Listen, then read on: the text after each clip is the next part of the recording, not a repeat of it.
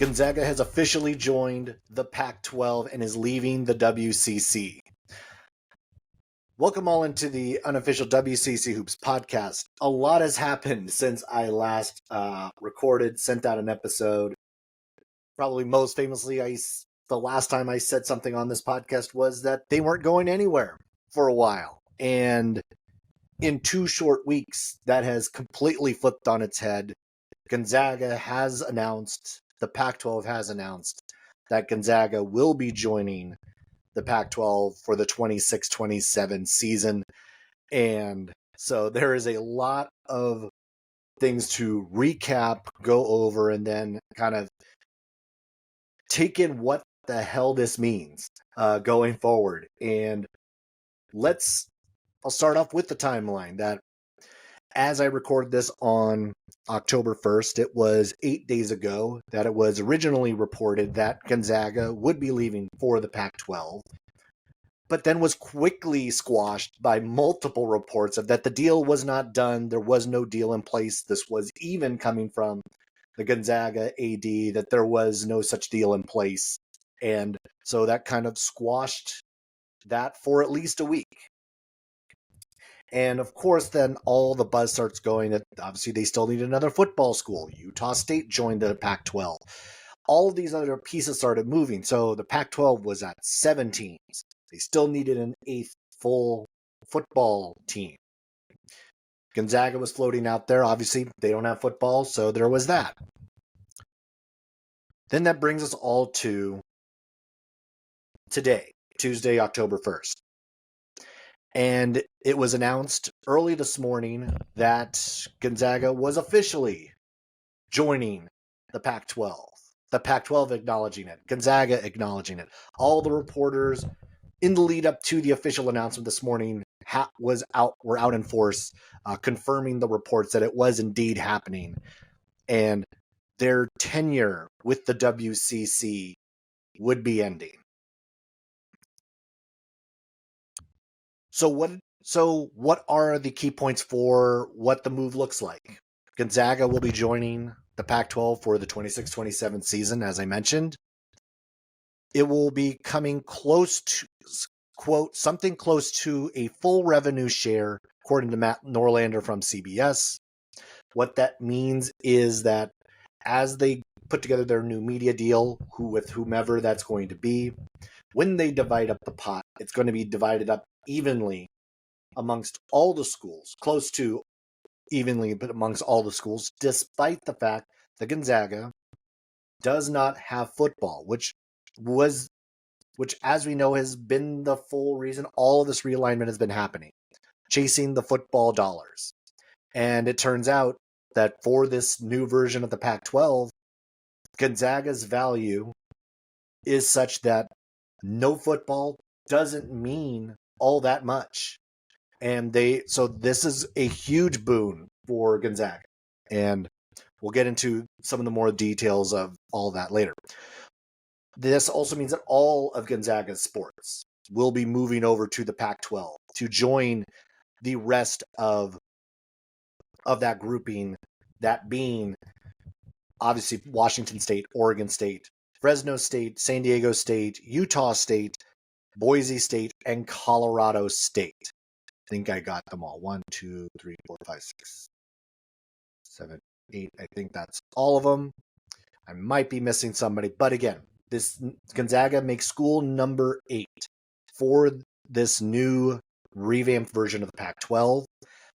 The Pac-12 still does need one more football school, that one more full member that has football to get to the 8 school total that they need to be considered a conference for the FBS and for the college football playoff. That's what they need to get to be considered that.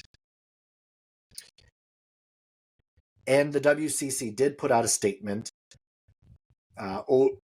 as this was all going on and the announcement was made. I have to actually pull it up one more time just to reconfirm what it said.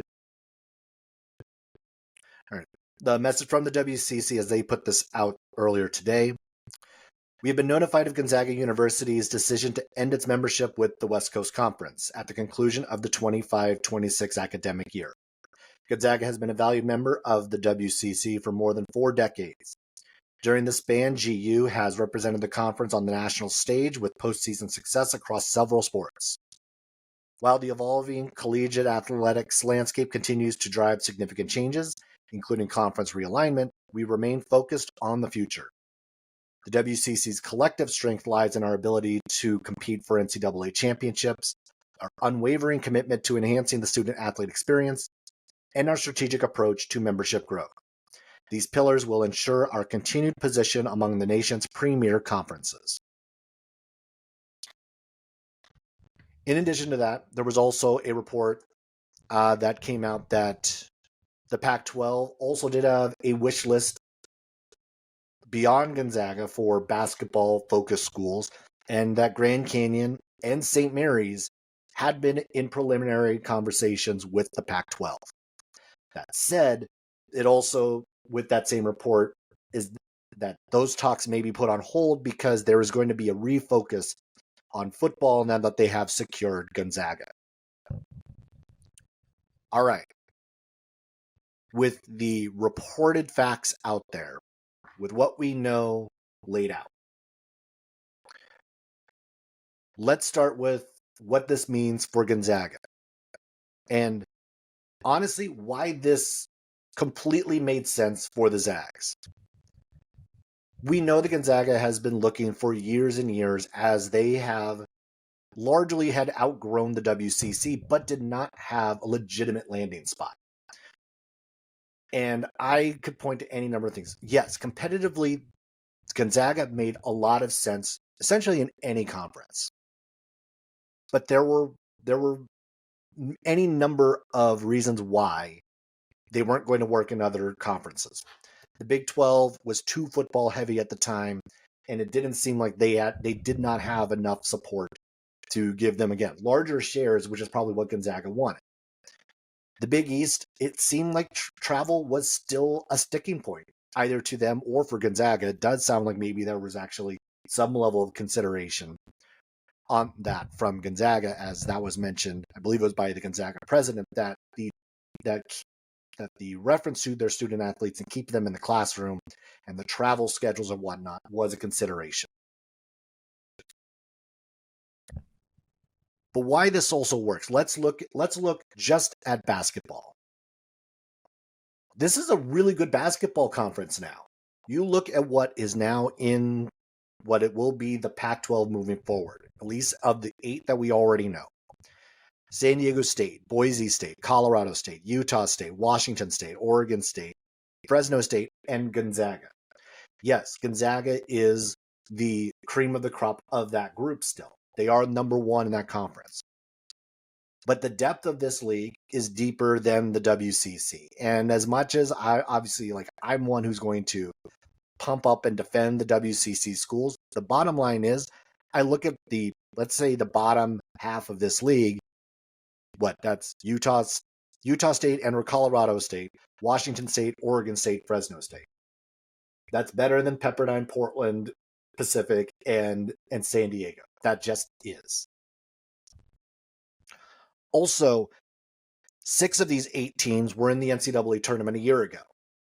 There's already immediate success from these programs. Now, I will say Washington State's maybe a little bit more iffy on, in my mind, because that is a program that really hasn't been to the tournament on a consistent basis. And yes, I could point to maybe the Mountain West schools haven't done well in the tournament. Boise State, Colorado State, Utah State all find ways to exit early from the NCAA tournament, even though they have been to the tournament over the last few seasons. San Diego State is obviously like the 1A to Gonzaga. They have both been to national title games over the past few seasons. They have been on the cusp of of breaking through for a national championship. They have rabid fan bases. Those two sitting at the top on a basketball front is one of the better 1-2s you're going to find in the entire country. And then, of course, you just look at the metrics. I can say anecdotally, oh, these teams are better than this team. Well, guess what? Metrically, the WCC with Gonzaga, with Gonzaga, had an average KenPom of 170. The average KenPom of this new 8-team league is 74.8. It's 100 points better on average than what they are leaving. And yes, you can point to the success of St. Mary's. You can point to the success of USF, San Francisco. But then after that, on a consistent basis, I know Santa Clara is getting better. And yes, a lot of people are very high on Santa Clara going into this year. But the fact is that Santa Clara hasn't actually been to an NCAA tournament in 30 years. And they also haven't been able to break through even being like a top 70, 60 team short of once in the last decade. They haven't had that consistent growth, not the fast enough growth that you would want to see. And that is part of the problem here. And also competitively, Gonzaga, we know, can play with anybody. We know that this Pac-12, again, this reformat Pac-12 is going to have to add somebody else. And looking at the other potential options, and again, they still have to bring in someone for football. There aren't a whole lot of great basketball connected options left over. I mean, unless they go back to the Mountain West, which that sounds like that option has sailed, that the Mountain West 7 is going to stay grouped together. So you have to look elsewhere. And who is that elsewhere? I've seen Sac State throw their name out into the mix that we've raised all this NIL money, which is impressive and that's great. But I do not see them actually being a real option to join the Pac-12. I mean, football-wise, they're still an FCS school. That does not make a whole lot of sense to me. But they're going to pick somebody. And there isn't a whole lot of options on the football. Again, I still don't think there's a whole lot of options going to help that. Yes, might help them on the football front, but is not good then going to equally help them on the basketball end. So I do think that average KenPom is going to get dragged down by somebody. Now, of course, that could change if they then rebalance that out with, say, you add St. Mary's, you add Grand Canyon. Then, of course, that actually brings it back up with a couple of programs that have shown that they can win on a consistent basis year in and year out, regardless of what you think about Grand Canyon and the way that they run the shop there. Guess what? They have money and they know how to use it. And they have been really successful, especially on the men's basketball side, over the last 4 seasons. And speaking of money, I mean, this for Gonzaga is one of the main reasons you make this move. It is the cash. It is the money.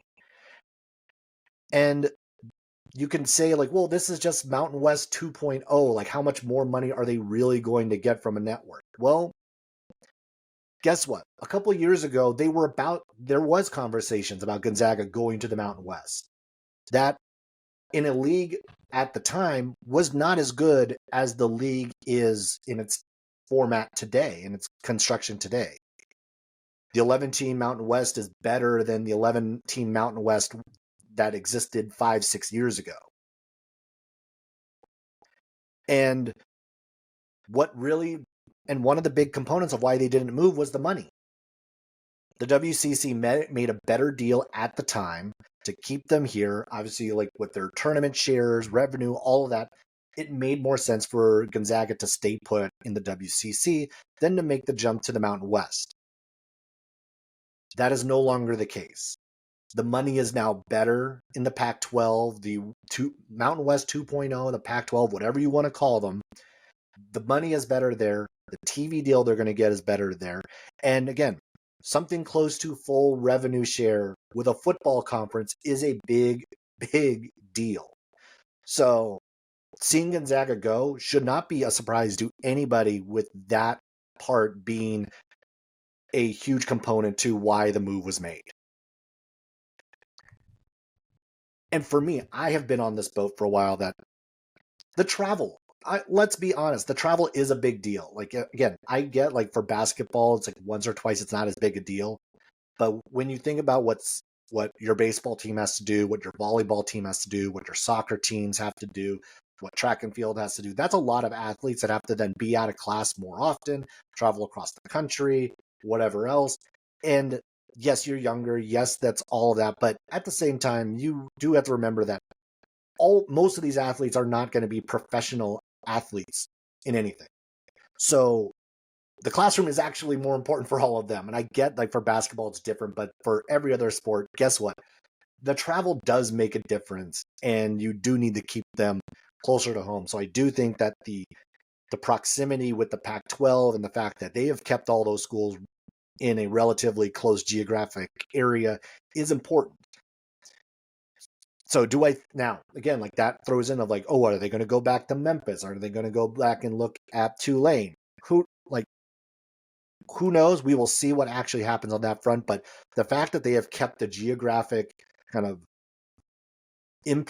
blueprint of the Pac-12 in the West, in the Pacific time zone, Mountain time zone, does speak a lot for, I think, what they are going to try, what they are building moving forward. Okay. So a lot about what this means for Gonzaga, because honestly, this is all positive for Gonzaga. There is not really a part of this deal that is a negative for them. At least I don't see it. Unless like they go out. The only negative is if the remainder of the Pac-12 goes out and gets a bunch of non-competitive basketball programs that also happen to have football programs. That's the only way that this could fall apart. And as it is constructed right now, I just don't see that happen. So they do need one more football school. Yes, if they don't get one more football school, this all falls apart. But I don't see that happening. They're going to get another football school. I wouldn't be concerned about that. Okay. So now I'm going to look at what this means for the WCC. Because you now have had, and this was maybe a long time coming. It was a long time coming. That Gonzaga was eventually going to leave. Your marquee program, the team that sits atop the WCC and has sat atop the WCC for the last quarter century, is leaving. And what do you do now? What can you do now? You still have St. Mary's, which obviously is another nationally recognized program who is a regular participant in the NCAA tournament. You still have USF Santa Clara, who are looking to break through and be a more consistent player at that level. You have LMU, who's also trying to break through to that level. You have Grand Canyon and Seattle, who are coming. Or at least you think you have Grand Canyon coming. And maybe that's part of the conversation that you now have to have, is I need to make sure that Grand Canyon actually does come. Because right now, this conference is a one-horse race. Like in 2 years, once Gonzaga leaves, St. Mary's, as of right now, is going to be the leader in the clubhouse. They are the team that everyone's going to be shooting for. And that's also assuming that Grand Canyon still makes the commitment to come to the WCC. Grand Canyon could end up, again, they haven't played a single game in the WCC, and they are not scheduled to be joining the league until a year from now. Some things could change by then. Now, the Pac-12 will not start play for another 2 years no matter what anyway. So next year may still happen with Grand Canyon, with Seattle, with Gonzaga, with Washington State, with Oregon State. And then the following year, we know Gonzaga's gone.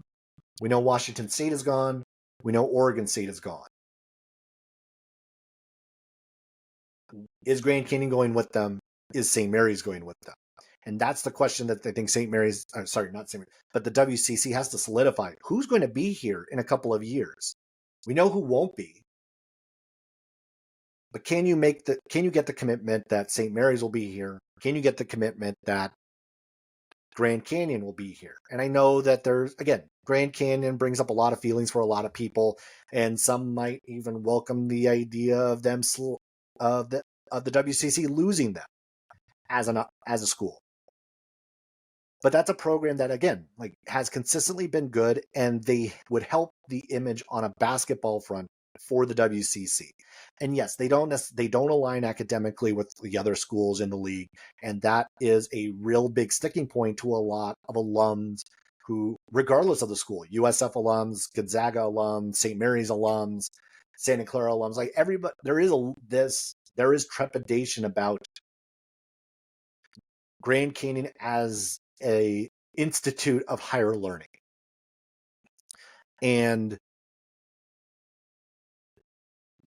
But figuring out what the WCC is going to look like in a couple of years is now kind of the task. It's what can they do to solidify the group? Do I think that the Pac-12 do I think the Pac-12 will end up with St. Mary's? I don't. I think that they're not going there. But do I think the Mountain West might come calling and say, hey, this might be a good option for you? I bet they will. I bet they will call St. Mary's. I bet they will call Grand Canyon. And it might look enticing to an extent, but I question that league on what they look like now without San Diego State, Colorado State, Boise State on a basketball front, not including Fresno State in that conversation because they're mid-lower tier Mountain West team anyway. And yes, I know New Mexico has a long tradition of being a good basketball program. I know Nevada has also had a resurgence over the last few years. But are they going to be consistently who they are without those other schools there? And yes, you can say the same thing about the WCC schools. Ours is St. Mary's, USF, Santa Clara, going to be the same without Gonzaga around. Recruiting changes, your scheduling changes. A number of other factors are going to come into play here on what is going to be an option for you. The TV deal is going to be a thing. What is the WCC TV deal going to look like without Gonzaga around, who has carried the weight of this league? And there's all this big picture rhetoric and talk that you can have about what the WCC is going to look like in a couple of years. But one thing that started to chime in as I was talking with some folks online in the last 24 hours is, well, what about the opportunity this now presents for everybody else in the league? Gonzaga and St. Mary's have had a stranglehold on the top of this conference for the last quarter century, and without Gonzaga around, the others are looking. There might just be finally a chance that they can make the NCAA tournament. This is maybe the first real opportunity that the rest of them are going to have had in a very long time.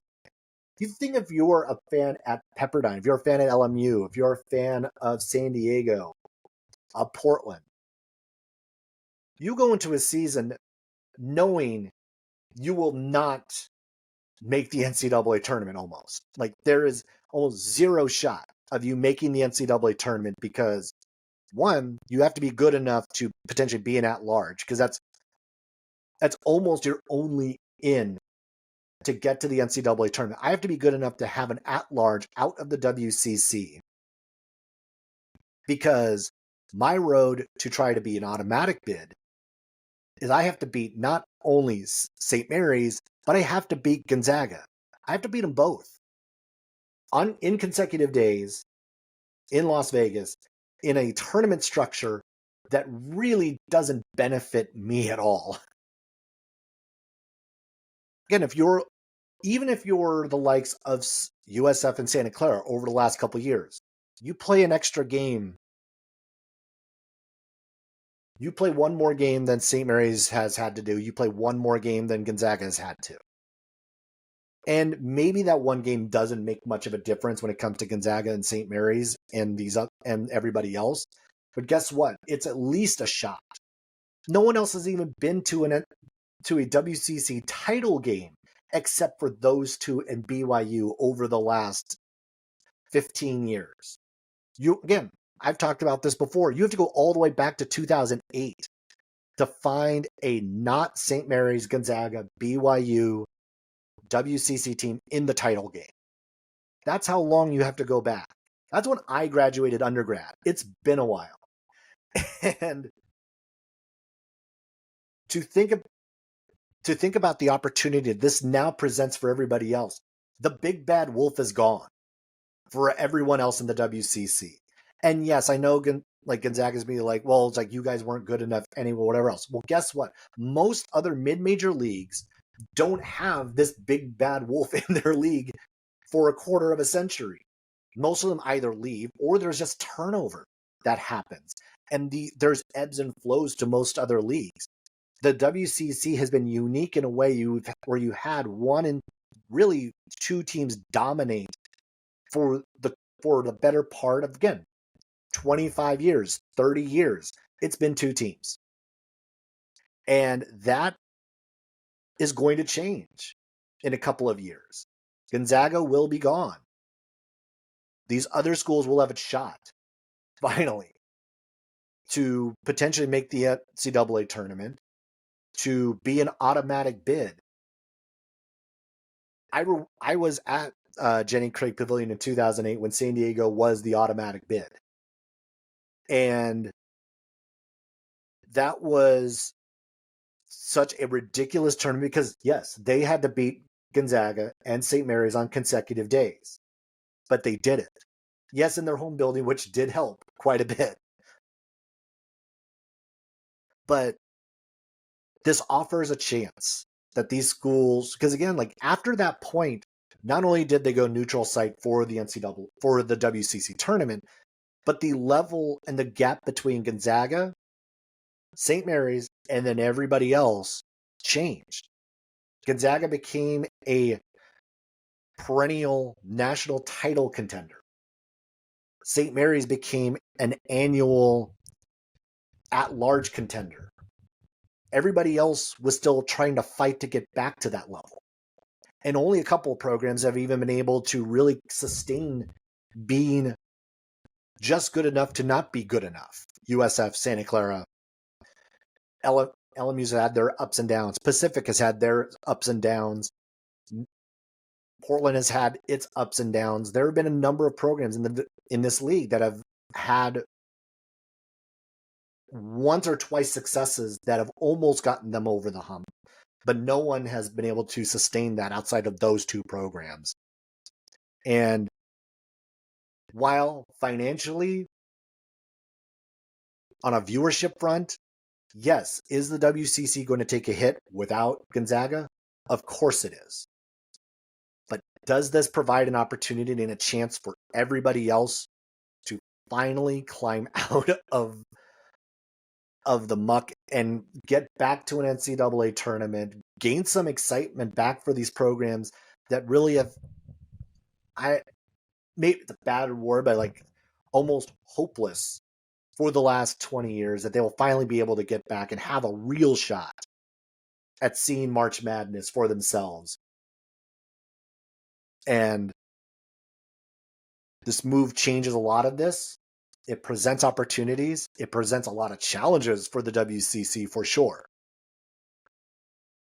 But this is going to be a very interesting next couple of years as they finish off their WCC tenure. We go through a period of going from 10 teams 2 seasons ago to 9 a year ago to 11 this year to 13 next year, and to, as of right now, back down to 10 in 26-27. A lot of ebbs and flows in the WCC these next couple of years. Did make the announcement that I will be partnering up with Andy Patton from Locked On Zags, and we're going to be live at WCC Media Day in a couple of weeks. So that is going to be really exciting on that front. So we're going to really sit down and try to figure out some of this, what this is going to look like over the next couple of years. But these schools finally have a shot. They might have a shot. Gonzaga is moving on to greener pastures. I don't think there's any doubt about that. Yes, it stings. Yes, it hurts in a lot of ways, but this was coming eventually. And even the one time I have a hot take about, oh, they're not going anywhere, is within a week that they actually do something. Which means, you know what? No more hot takes. I'm not doing that anymore because it does not go well for me and my predictions. So we'll move forward. still got a season of basketball coming up. We're now about a little more than a month away from real games happening. And I know a lot of us are going to use this as the distraction. It's almost here. And this moment in time is going to, there's a lot still to take in. A lot of emotions are going to come up over the next couple years with everything that's happened. But as of right now, Gonzaga's leaving, but they are still here for now. 2 more years of Gonzaga still being in the WCC, 2 more years of Washington State and Oregon State being in the WCC, and that all starts pretty much in a month from now. All right, well, that'll do it for this episode of the unofficial WCC Hoops podcast. Be sure to follow and subscribe on your favorite streaming services. Follow on social media at Post by Zach and at unofficial WCC pod. All right, that'll do it. Thanks a lot, everybody, and I will catch you later.